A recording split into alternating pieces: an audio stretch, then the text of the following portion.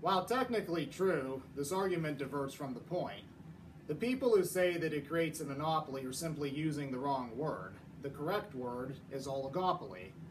In either case, this amendment proposes to create a closed market, a market with a limited number of named specific participants with an exclusive right to the market. Under this proposal, new competitors will not be legally allowed to enter the market. This is an attempt at profiteering at its finest.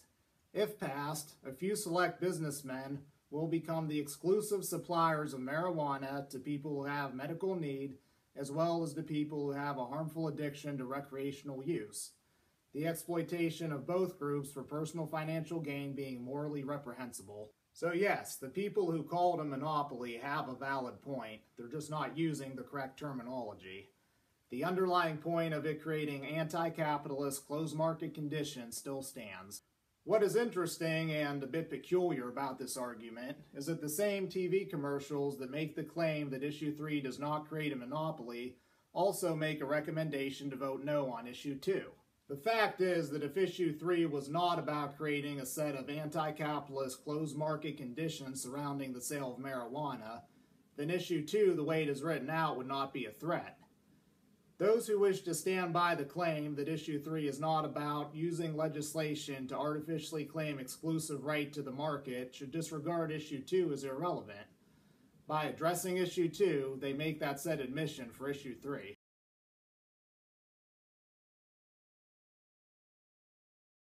Here we have another oversimplification.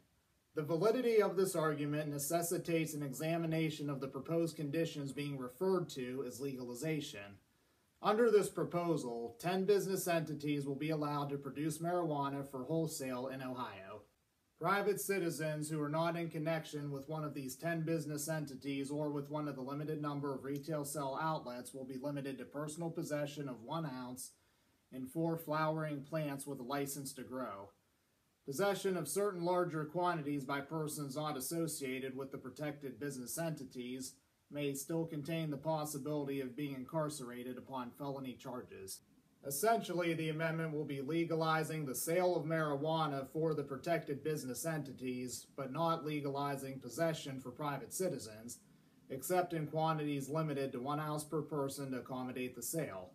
Under such conditions, it will be impossible for anybody to buy or produce in bulk at a discount price and sell at a profit, thus eliminating the possibility of new competition.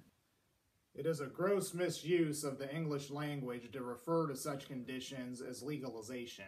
True legalization would mean that possession is no longer a crime, anybody can apply for a license to enter the market, and regulations would be no more extensive than those used for food, alcohol, and over-the-counter drugs. The current proposal not only fails to include such conditions, but will also act as a roadblock for future efforts in that direction.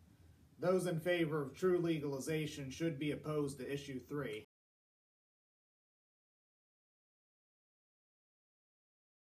While it is true that medical use will be allowed under this amendment, it is not the primary underlying motive.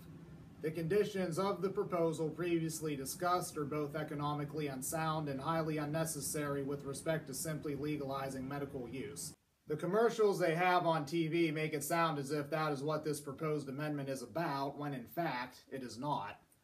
The excessive advertising and discussion about legalizing marijuana for medical use under Issue 3 is a red herring being used to gain sympathy with the general public and distract from the real purpose for which this proposal is being made. It is not out of love and charity for those with medical conditions who could stand to benefit. It is about using their desperate situation to pressure, essentially blackmail the general public into legalizing marijuana under a set of conditions that is completely exploitative and entirely unnecessary to meet that desired end. Furthermore, if this proposal really was about freedom in medicine, then they wouldn't be simultaneously legalizing it for recreational use. Again, it is not about freedom, it is not about providing the public with a true libertarian option, it is about profiteering. It is about using legislation to secure an exclusive right to a source of income. We need not get caught in the false dilemma that says that we must pass Issue 3 or medical marijuana will not be legal. Voting down issue 3 is a necessary temporary sacrifice to be made in favor of allowing for the possibility of medical marijuana being legalized through future proposals under a more agreeable set of conditions. Again, voting down issue 3 does not preclude the possibility of such future legislation.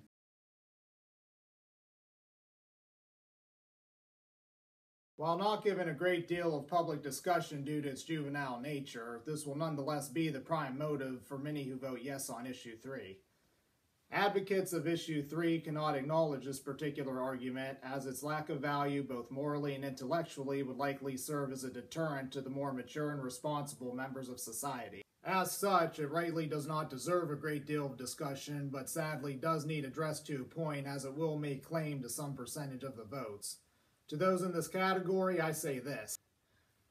Setting aside the ramifications of moral right and wrong with regard to accepting conditions that are damaging to the whole of society in favor of the opportunity to get high legally, it is also the case that you're not thinking long term. If your objective in life is to maximize your opportunity to effectively be a pothead, you would be better off to wait out future legislation that raises or eliminates possession limits and allows for a greater number of competitors in the market, thus leading to heavier price competition and lower prices. Chances are, however, that you're not somebody who thinks long-term. All that being said, and on a serious note, I would like to suggest that you consider adopting a new life philosophy and seek personal and/or professional help if you are involved in a drug addiction of any kind.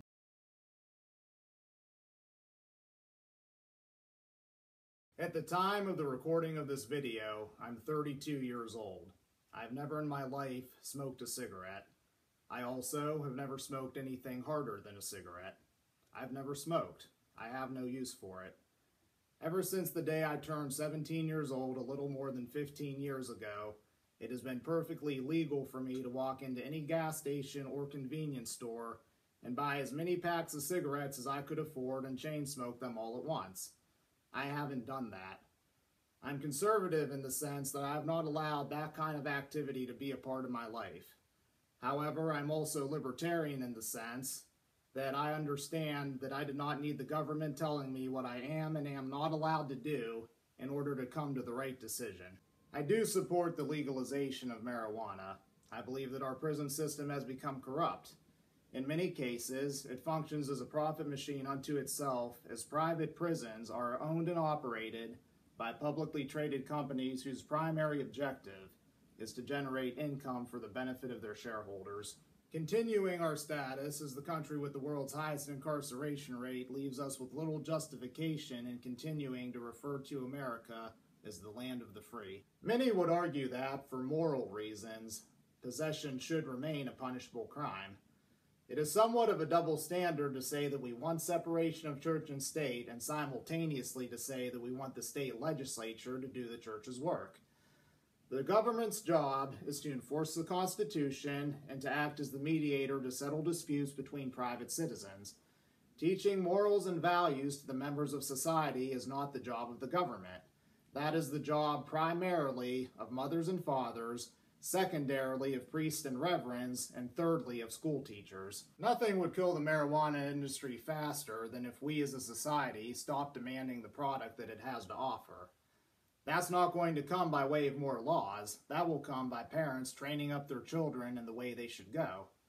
Since the government likes to be involved in everything, I would suggest legalizing marijuana, releasing all prisoners who've been incarcerated for non-violent possession-related crimes, and using the money saved to expand the DARE program. I don't have the numbers in front of me to prove it, but I would guess that we could send every elementary school student in the United States through the DARE program at least one time and still spend less than we spend keeping nonviolent offenders incarcerated year after year. I myself went through the DARE program. At a very young age, I was shown graphic images of people's organs who abuse drugs versus those of people who do not. The nature of those images has stuck with me ever since. If we want to change the culture in America, we need to do so through education.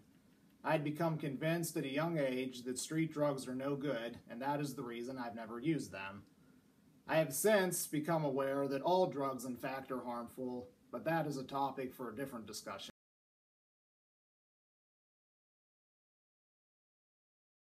It was Thomas Jefferson who was credited with having said, "I would rather be exposed to the inconveniences attending too much liberty than to those attending too small a degree of it."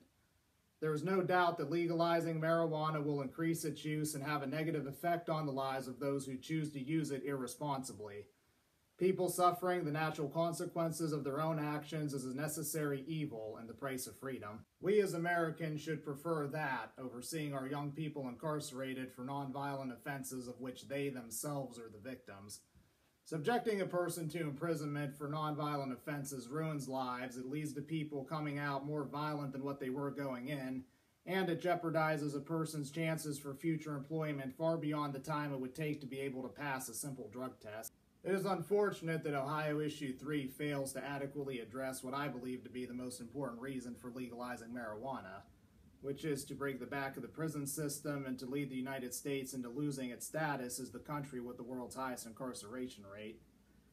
Leaving the possibility of felonious charges being brought against persons found in possession of certain larger quantities, I think, is a real deficit of Issue 3. One that negates the desired end that most libertarian-minded Americans have in wanting to legalize it, and in and of itself justifies a rejection of the entire proposal. But when you combine that with the other disagreeable conditions discussed earlier, it becomes even more evident that this proposed amendment is not in the nature and interest of providing the people of the state of Ohio with a true libertarian option. We need not accept such undesirable conditions only to secure for ourselves a false sense of freedom.